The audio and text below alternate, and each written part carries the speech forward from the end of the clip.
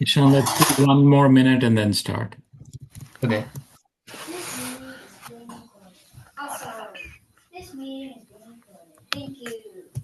No, Daddy, you did it twice now. Oh, yeah, I can hear you.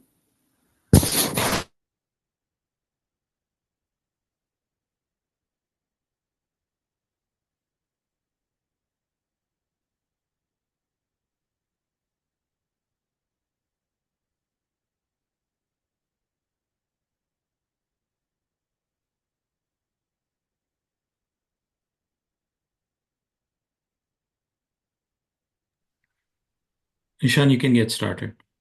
Okay. Okay, everybody. Welcome to this webinar. And today we'll be talking about king safety. Before that, though, I want to talk a little bit about Puddletown chess. So our founders are Zoe, me, Austin, and Neve, who you all probably know. At Puddletown, we have many different activities such as rated tournaments, a specialized training program, free webinars and free game analysis, and weekly chess arena and office hours. And as a nonprofit organization, we've raised over $50,000 uh, in helping the community. And our vision at Puddletown is to help 1,000 Scholastic players reach a USAF rating of 1,000 or more.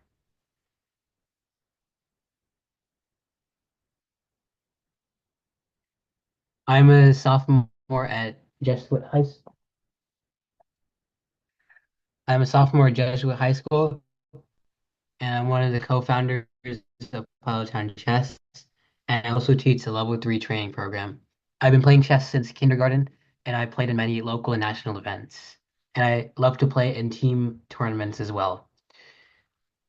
I have been a part of the Oregon chess community for a while now, and I provide leadership opportunities to over 20 scholastic chess players. And my favorite Puddletown moment is when a player crosses one USAF rating of 1,000.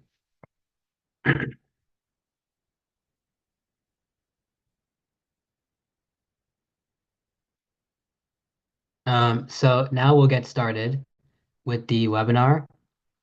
We'll be continuing where we left off from last time, which I think was king hunts. We talked about king hunts for a little bit, and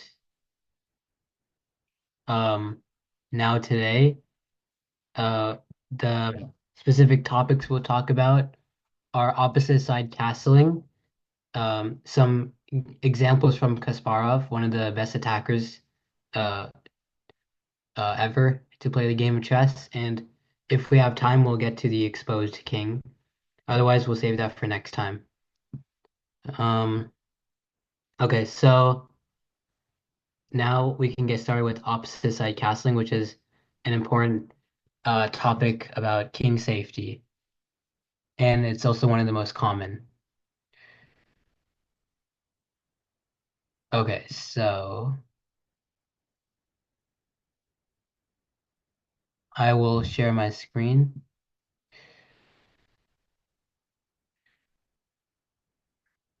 All right. So for those enjoying active piece play and dynamic attacks, opposite side castling is easily the most fun scenario possible because it's so easy to attack your opponent this way. And it's easy to attack the opponent's king when you guys are castled on opposite sides because you're not really weakening your king when attacking their king. And opposite side castling usually means a vicious attack where the fastest player wins. Then commonly this is seen in the Sicilian opening, where white castles queenside, black castles kingside, and then white kind of storms the black king with his pawns, and black pushes his pawns towards the white king. And my pieces for advice for you in this section is when conducting a pawn storm, be sure to understand that your most important goal is to open a file or two. And this can define and often change your view altogether about how you run up those pawns against the enemy king. And you should also avoid making moves on the part of the board where you are being attacked.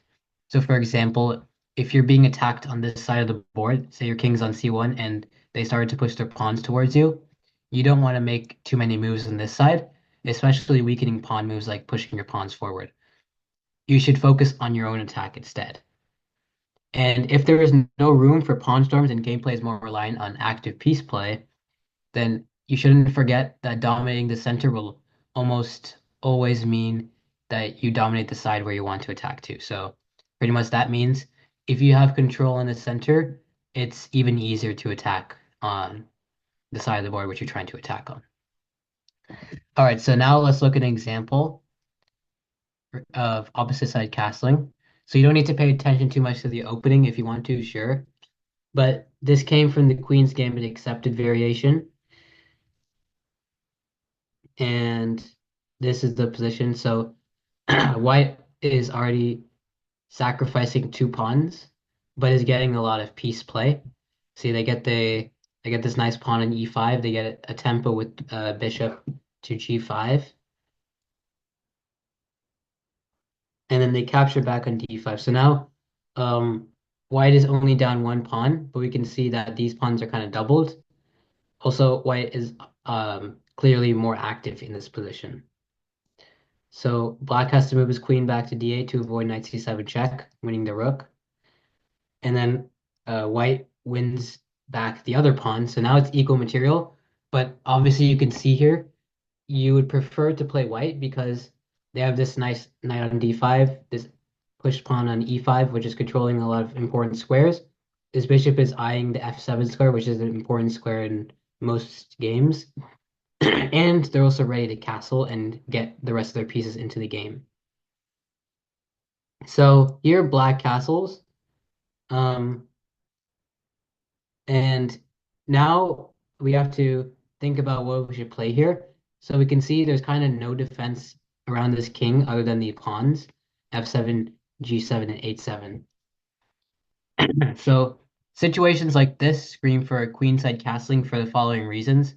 One, the rook will come to d1, and you wouldn't have to move it there. So you just castle, you get your king to a little bit of a safer position, and your rook is already on this open file from d1. And white will then be able to complete their development faster because the rook is already in the center. And white will have far greater freedom to play aggressive pawn pushes like g4 and h4, pushing towards the king. So now we have white's plan, and that is to castle queenside. So what should white play here? And you guys can just send your answer in the chat to me privately.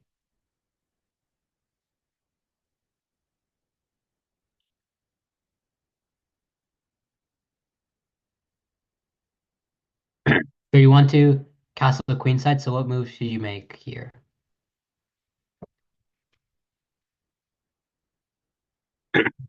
And keep in mind there could be like many like good moves, but um yeah, so like you can choose a move which you think might be good.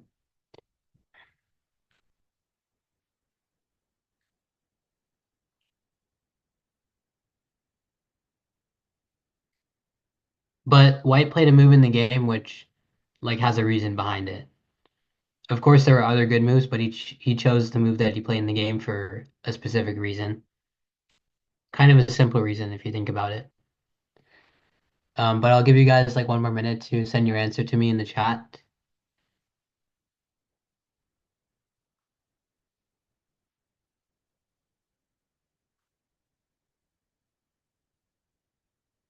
Okay, yeah, I see a lot of different moves.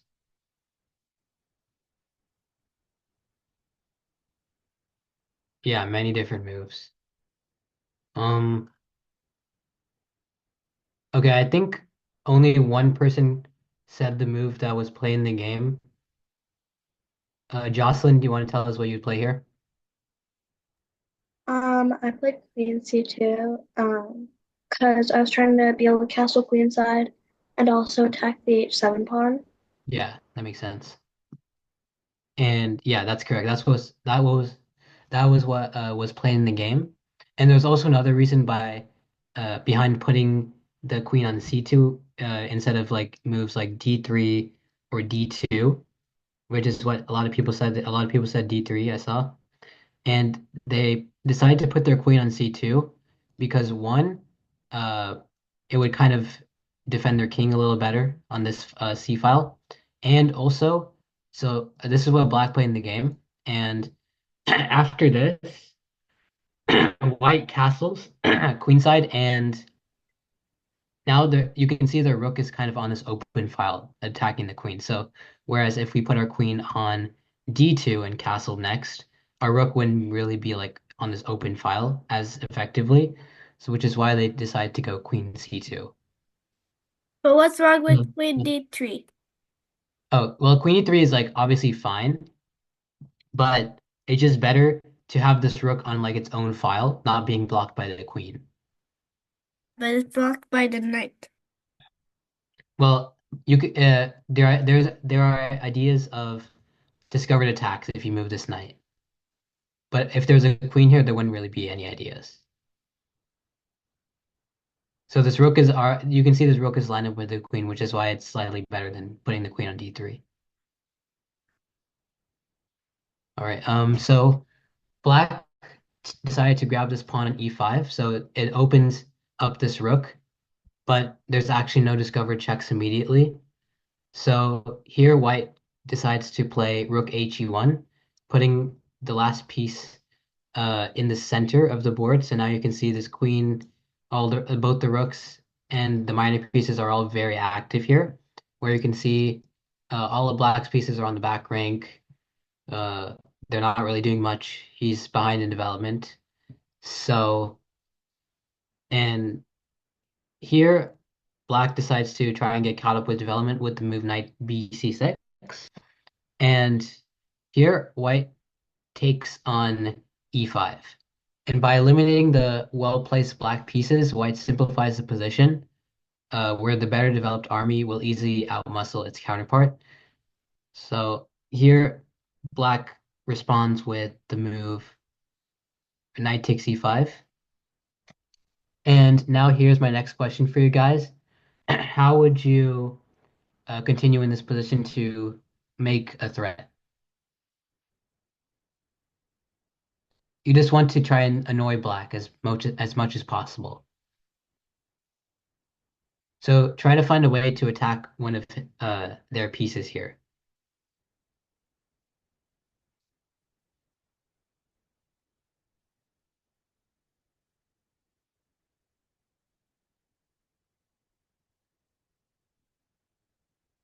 And there could also be like many different options, which are fine for White, but I'm looking for one specific one.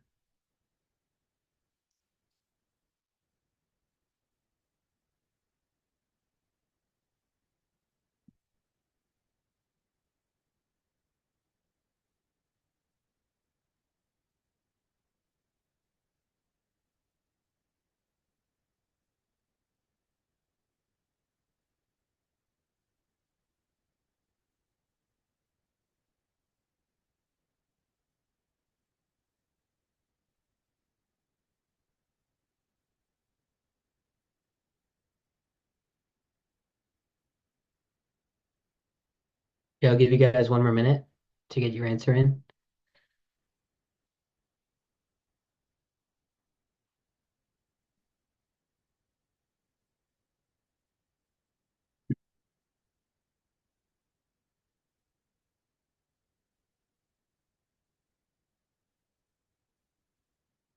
All right, so again, only one person got the answer here. Yvonne, do you want to tell us what you play? I would play bishop b5, attacking the rook, which is the rook that's supporting the knight.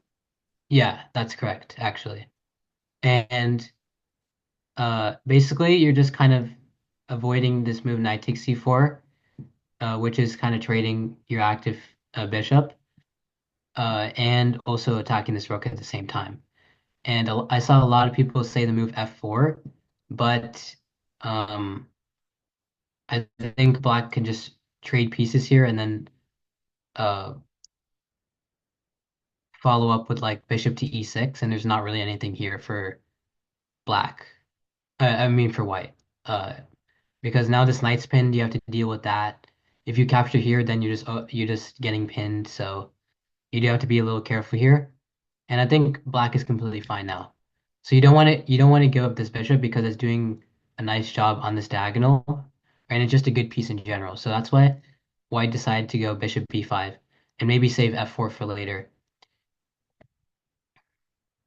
So f4, then it's just like a draw, or it's better for black. So bishop b5 happened in the game, and then black played rook e6 because there's not really any other move for them to play. If they go here, then we can just capture the bishop. Knight takes, so we can go rook takes e8 and knight c7 with the rook. And if they went knight d7, we would just play the same thing, rook takes e8 followed by knight c7. So that's why they had to go rook e6. And now white goes knight f4, which seems like it's winning the exchange here.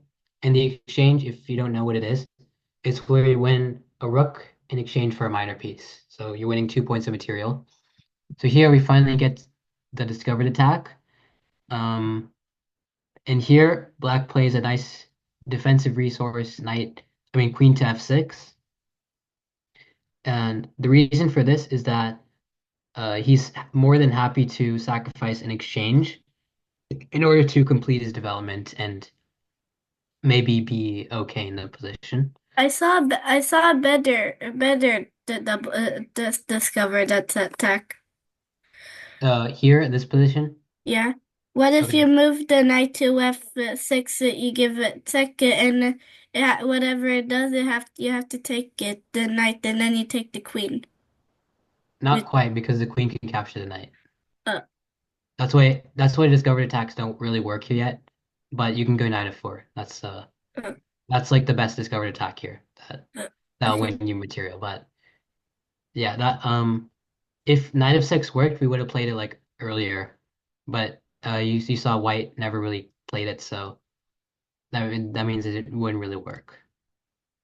Sharab, do you have a question? Black's position right now. Why wouldn't rook d6 work? Rook d6, then I think there's rook takes e5. Oh. And then rook takes d1, queen takes d1. So yeah, black is just losing a piece. So instead of sacrificing the piece, they decide to sacrifice the exchange and hopefully be fine. But here, white actually played a nice move, and that move is queen to d2. So they declined the rook here, but now back rank checkmate has been added to the list of threats. Queen f5 here would have been a nice try, but it actually doesn't really work. But so the idea of queen f5 is that if queen takes f5, there's rook d8 with back rank mate. But black has this nice move, knight d3. Bishop takes d3, queen takes f5, bishop takes f5, rook takes e1, bishop takes h7, king takes h7, rook takes e1, and then it's just an equal position here. So now, after queen d2, black has to go g6 in order to stop back rank mate. Now, white goes queen d8 anyway and gains control of the back rank.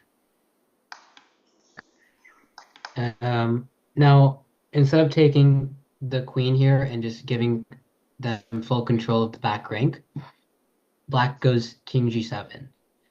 And simply, white can now take the rook on e6 and win the rook on a8.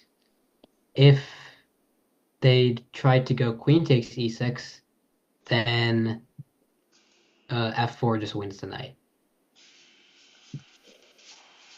And if they go pawn takes e6, well, that just looks bad, first of all.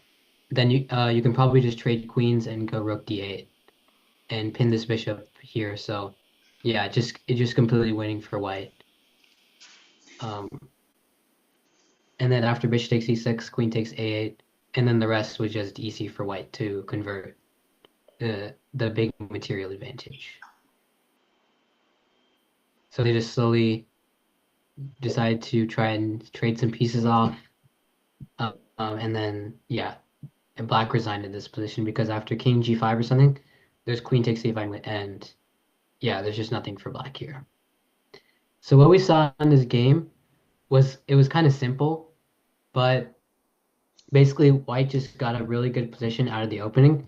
They castled kingside, and they never really got to pushing their pawn toward the king, but they got their rooks to the center really quickly, and black just didn't have development, and they just couldn't really do much about it.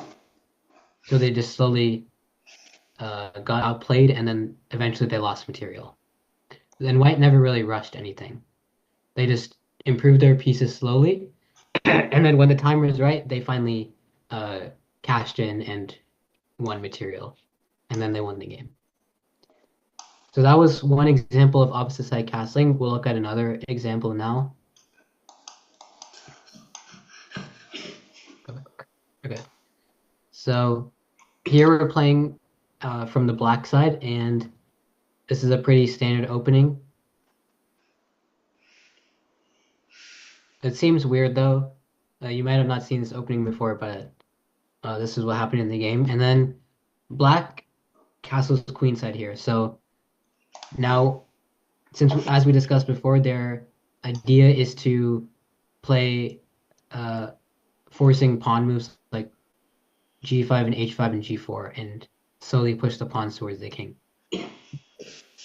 Here, white decides to play in the center as quick as possible and also trying to get their bishop developed.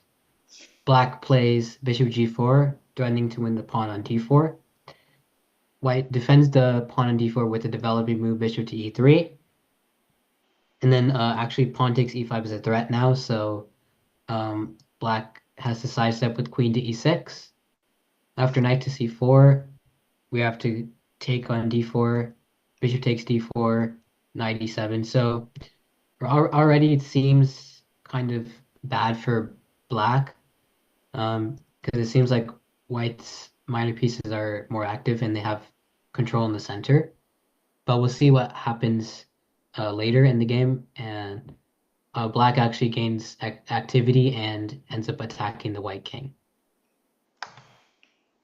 So here, white goes bishop to e3, maybe trying to trade rooks, and black decides to not trade rooks. They want to keep the rooks on the board so it's easier to attack, because the more pieces are traded off the board, the easier it is for the defending side to actually defend against an attack. So here, white goes knight cd2, maybe defending the pawn at e4 and also this knight on f3. And now black plays the nice move pawn to f5. The idea is they want to try and open the position, especially the e file, because they have this queen and the rook here. They're also threatening to just take on e4 if they're given the chance. So here, white goes rook to e1. And actually now pawn takes e4 is not that great, I guess, because you just lose the pawn back. But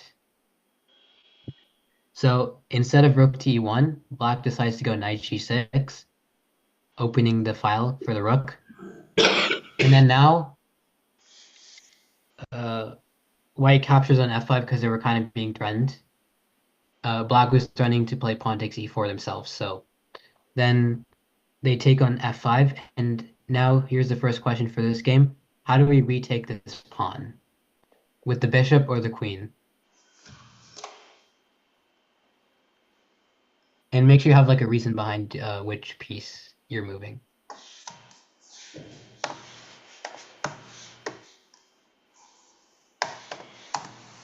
Do we send the answer in the private chat? Yeah.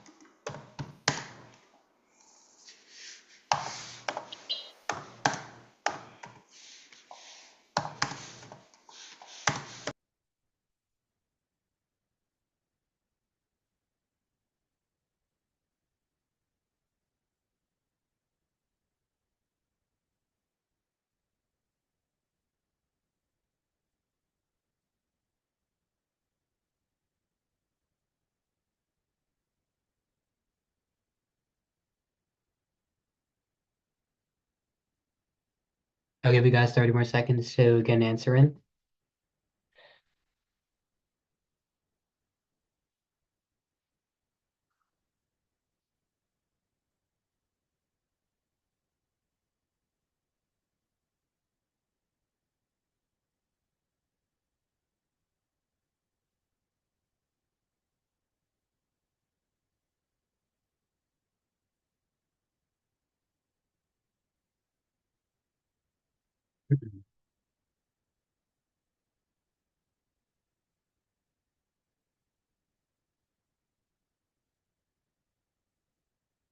Okay, Ivy, which piece would you take on f5 with? The queen. The queen? Yeah, and that's correct. And what was your reason behind that? To get the queen closer to the king and opening up the file for the rook. Yeah, exactly. So we take with the queen because now we can see the bishop is pinned. We're applying more pressure to the f3 square. We're also maybe threatening to capture on c2. And yeah, we're just generally just bringing the queen closer to the attack. So yeah, this was the most logical response. And now the queen also wants to go to h5 and maybe apply pressure this way. So now white plays this move queen to c4 that removes them from the pin from the rook on e8 and also the bishop on g4. So now black just plays bishop to d6 and they develop their bishop, connecting the rooks and also eyeing the h2 square. So that was a pretty logical move. And now white goes knight to d4. And the idea of this is centralizing the knight with the tempo, attacking the queen. But this move is bad because of because of a couple of reasons. One, it removes the defender of the h2 square, and this knight was like one of the crucial defenders of the white king. And it also centralizes the knight on a square that black can easily just regain for himself with a move like pawn to c5.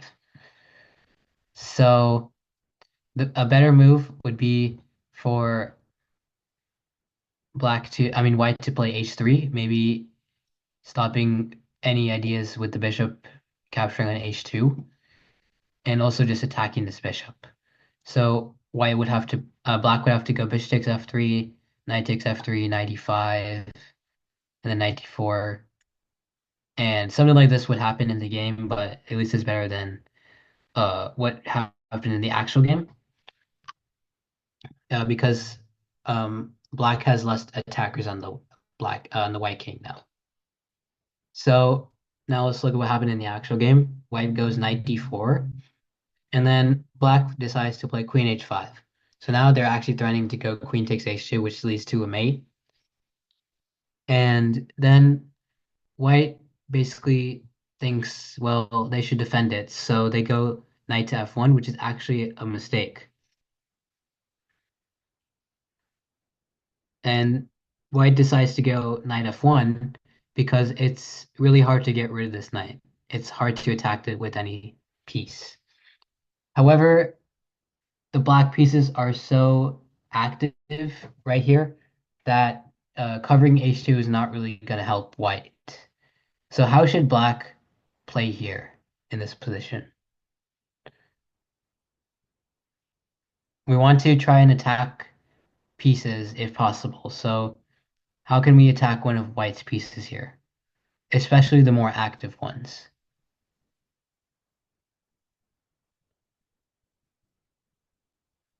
Do we send it in the chat?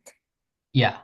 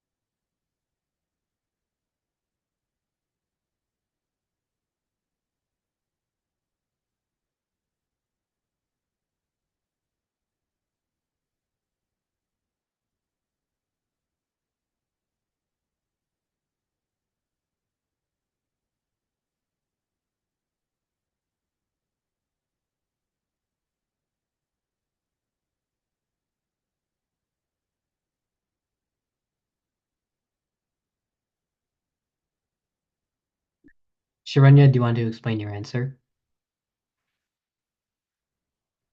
I played c5 to kick his central knight, and he can't play queen takes because of a bishop. Yeah. So simply we just play pawn to c5, and we want to get rid of white's most active pieces. So now this knight has to move off of the center square. Now white goes knight b3, and now black decides to play knight e5. So they kicked out white's central knight, and they replaced it with a black central knight. So this looks really nice for black now. So now this queen has to move somewhere, and he decides to go queen c3. So now it seems like white has everything under control. H2 is defended. There's not really like any clear way for black to attack the king anymore. But there's actually a really nice move that white can play because of the absence of the white light squared bishop. So we can actually weaken the white king's light squares with a nice sacrifice. So what is the move that black played here?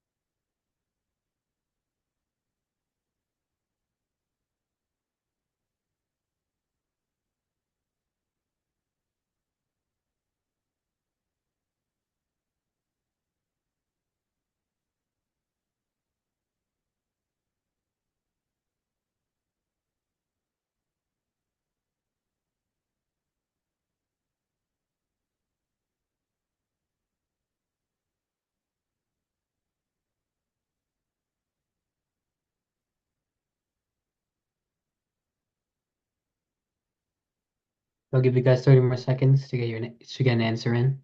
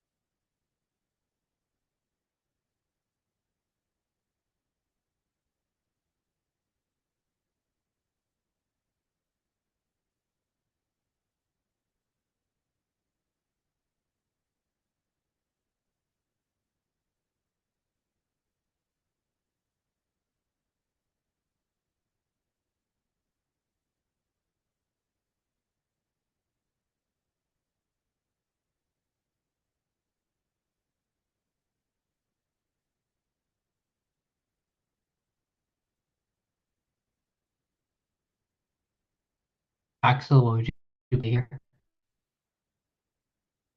Knight f3. Yeah, knight f3 is correct. And basically we are getting rid of this g2 pawn in exchange for our knight, but uh, after this, it's it's impossible for uh, it's impossible for black to defend the light squares around the king, and also the king is just wide open now on this file. So now white goes knight bd2. Their idea is they want to try and get rid of this bishop and maybe defend that way. But black has a nice finishing blow, which involves another sacrifice. So what would you play here with black?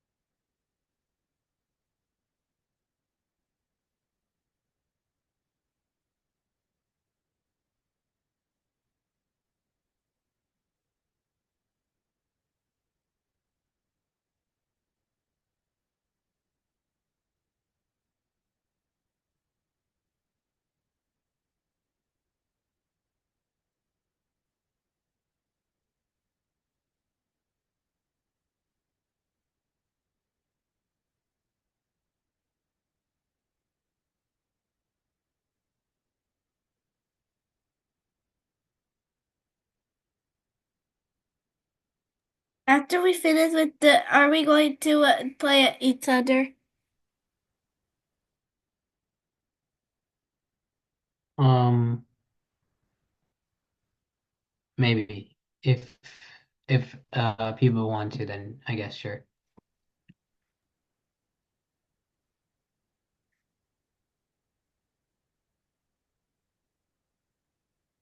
Okay, Tim, Decided what would you yet. play here? Oh, wait. Decided at the end, Ishan has some work, so we may not have time. We'll decide. Sorry, what'd you say again? Yeah, so Tim, what would you play here? I would play bishop takes h2, so that knight takes, and then I could put the queen on. I could put the queen on g3, and then that would deliver checkmate. G6, you mean? Oh yeah, g6. Sorry, Yeah, I couldn't like read it. it's fine, it's fine. Yeah, but G6, Queen G6, and now the queen just coming to G2 next with mate. So King F1, Queen G2 is mate. All right, so now let's just summarize this game. Basically, it started off pretty passive for black, as you can see here. Like it seems like there's not really any way to attack, but we just kind of slowly activated our pieces. So we started by pushing F5, trying to open up lines. We played knight G6, opening up more lines for our pieces. And then we played queen takes. Now the queen's coming closer to the king, opens up the rook. And then we bring in the bishop. And suddenly it seems like white's not so active, but black has all the possibilities in this position. After knight d4, our queen just gets to go to h5 for free. And then we attack this knight. We attack the queen. And then we give a check. They're returning mate. And then, yeah, we finish with bishop takes h2. So, yeah, we basically just slowly activated our pieces and made white's pieces as less active as possible by Wait, hold on. making them really attack.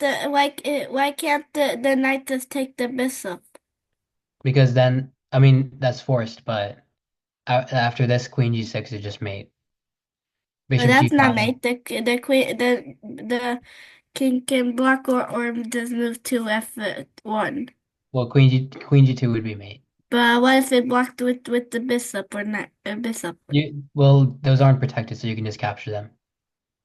Yeah, but then you can move the king to H2. Still mate with queen g2. Uh, Yeah. Yeah, that's why if they could like block the queen g6 check with something, then it wouldn't work. But there's no way they can put a piece blocking the check like yeah, that. So, but what if it blocked it with the knight first? well, It's protected by that the won't really change block. anything because you just capture it. Oh, Yeah. okay. Okay, so that was some examples about opposite sided castling. There weren't really any like pawn storms, but we looked at how you can kind of just slowly improve your pieces and then wait till the right moment to create some tactics. So now in this next section, we'll look at examples about Kasparov's way of playing, and we'll look at uh, some real games that he played. Okay, so we'll take a look at an example first of how Kasparov plays. So you don't need to pay attention to the opening, as I said before. But this is just the English opening, four knights English symmetrical variation, and then yeah, it's kind of equal, I guess, without any real advantage to either side. But one thing to know is that white has the isolated queen's pawn, and there are definitely ideas of a white being able to attack the black king, even though it doesn't really seem like it from this position. So the idea of bishop a2 is actually to put the bishop on b1 so that it can target h7 better. So here white black goes queen d6, connecting the rooks, hopefully maybe going rook a8 and rook fd8, centralizing the rooks like this. Here white goes bishop to g5. We're now connecting our own rooks. Then we'll come to the center soon. Black goes rook fd8, attacking d4, so we have to defend it with rook 81. And then black goes knight h5. And the idea of this is that they want to trade off this annoying bishop on g5, which is an active piece. But instead of taking on e7, Kasparov actually went bishop to c1, which is actually a really good move.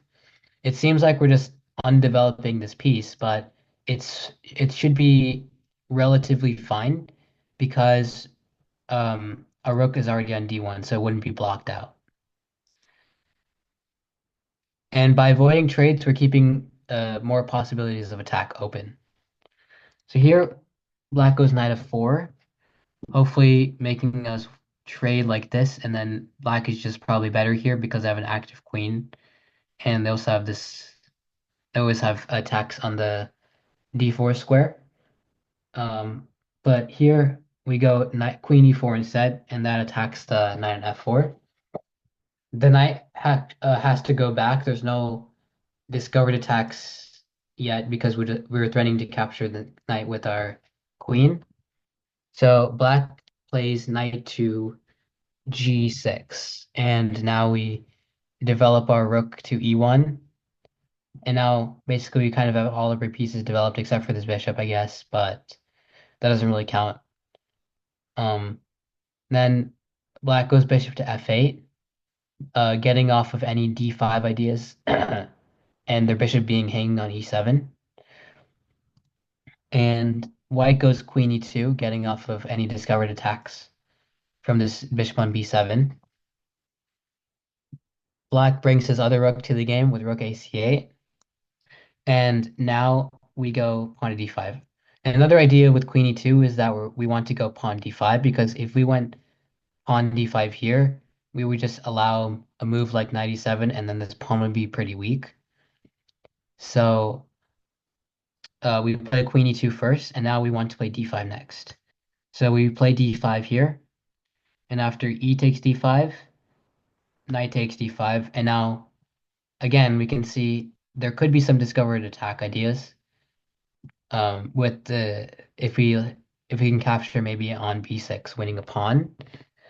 And now black plays queen b8, getting off of this file, and now we can basically say that queen is a really clumsy defender because it's far away from the king. It's on this random square b8, like it's not really doing anything. All right, so now how can we bring more pieces to the black king? And notice how this bishop is attacking f7 kind of. So we want to put more pressure on the f7 and h7 squares. So what would you play here with white? Thank you.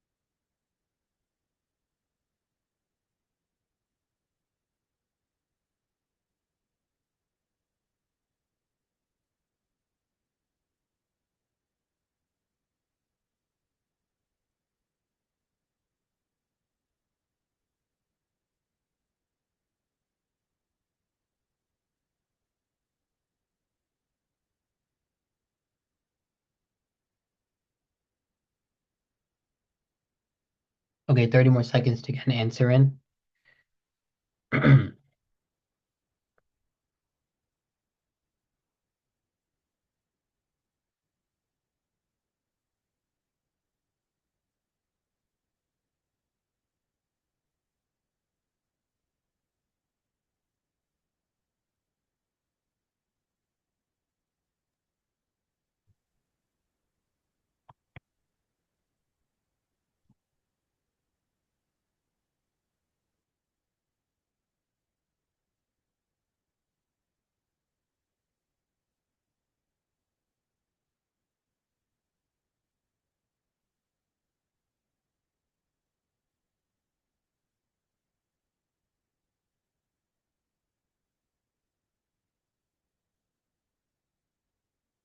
Rihan, what would you play here? Knight G5. G5, yes. And now we can see knight is targeting F7 and A7 very well. And this knight on G6, it's actually very clumsy of the defender because it's not really doing anything. It's just sitting in front of the king, but it can't really stop white's pieces from invading. And now, actually, white could be threatening to play knight takes F7 because after king takes F7, we can move this knight and create a discovered attack. So here, black plays rook E8, attacking our queen. So basically, we're forced to move our queen now. But where is the best place to move this queen? Remember, we want to play as active as possible and make threats.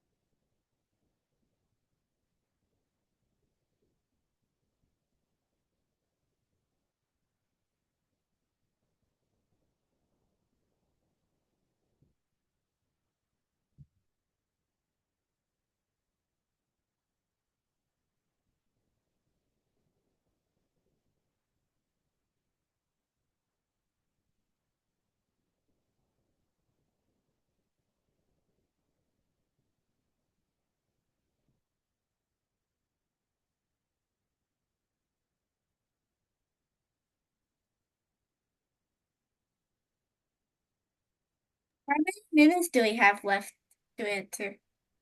We have about 7 minutes. yeah, 7 minutes, but we'll probably go a little bit longer, maybe. Actually, I think this is the last example we'll look at today. And then we'll do a part three later. Okay. Are we done? Do we have to, are we going to answer the question, with the answering? Yeah. Oh, at least do you want to tell us your answer? Okay. Yeah. So It's, what did you play here? I played Queen to H5 because it's threatening mate, and it's the, and the, if the rook takes the rook on E8, you can just take it back with the Mhm. with the rook, and that will not be mate. Yeah. So that's what happened in the game. Black took this rook and then we just captured back. But now we're still threatening mate on h7. So now white uh basically forced black to go h6. And now how does white play the winning move here? It's a very nice sacrifice.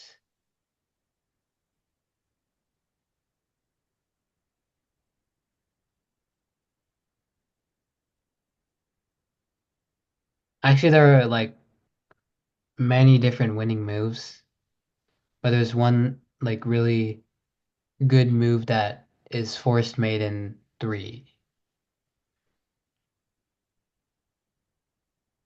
Or um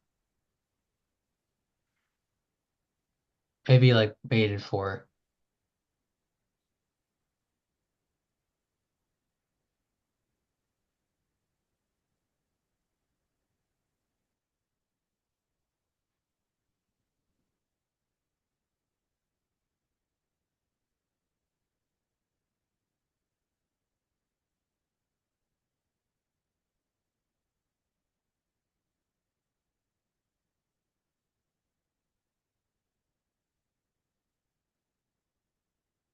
Yeah, I don't think anybody's got the move that Kasparov played in the game. So you might want to keep trying. I mean, there are like uh a lot of winning moves, but we want to play like the most accurate one if possible.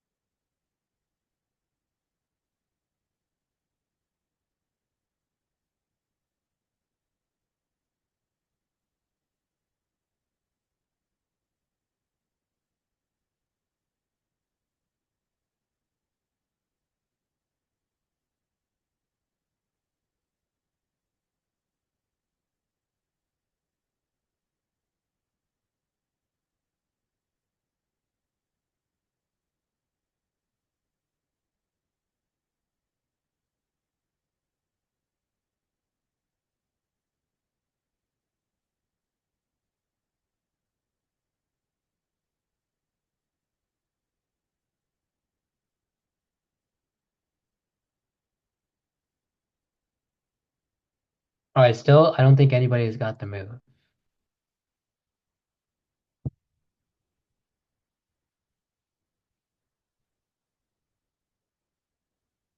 That was playing the game at least.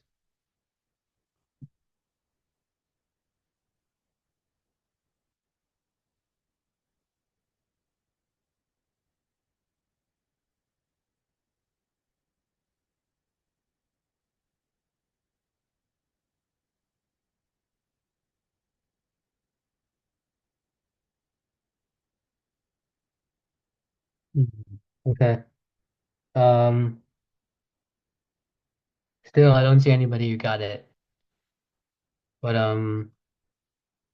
I see some people saying knight to f6, which yes, this does win because after king h8, we have knight takes f7 mate, or if knight f6 pawn takes, we have queen takes g6 followed by like queen takes f7 or bishop takes f7 or queen a7. So yeah, knight f6 is obviously winning, but what was playing the game was maybe like the most accurate, and that move is, or actually no, not, I think knight f6 is also fine, but this is Kasparov's choice that he played queen takes g6, and this leads to a force mate as this knight f6 does, but this is just more fancy because you're sacrificing a queen, and now queen takes f7, queen takes queen h7, knight f6, knight takes f7, knight e7 are all threats here.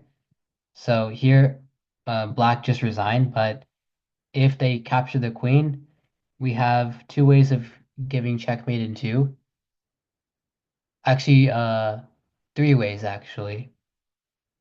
There's knight f6, which is a double check. After king h8, there's knight f7 mate. There's also knight f4 check, followed by a king h8, knight takes g6 mate. There's knight e7, king h8, followed by knight takes g6 mate. What else? Hmm. I think those are all the force mates here, but yeah, queen takes g6 is just like the most clean way to win, I guess. I see. Most I way. saw another tech. I saw another checkmate. Yeah. Saw another checkmate besides those Yeah. three that you said. Oh, here. Yeah. Well, what about the knight to c7? Knight c7. Well, then what would you do after this? Knight to and put the knight to f7. Well, that doesn't really mate because there's king h7. Uh, You got to keep this knight on g5 so that it covers h7. So that means that you got to use this knight to give the checkmate. So that's why you need to bring it closer this way so that you can capture in g6 and get mate. Yeah. All right, I think we're out of time now. Are there any questions about any positions? Gabe? Hi, kids. No, sorry tonight. Both Ishan and I have work, so we can't do a tournament. Thank you everyone for coming. We'll send the recording so you can review later. Ishan, anything else to wrap up? No, I think that's it for today. Okay, thank you. Kids in Yeah. training, we'll see you on Friday. Good night, all. Thank Bye, you. everybody. Bye. Bye. Thank you. Bye.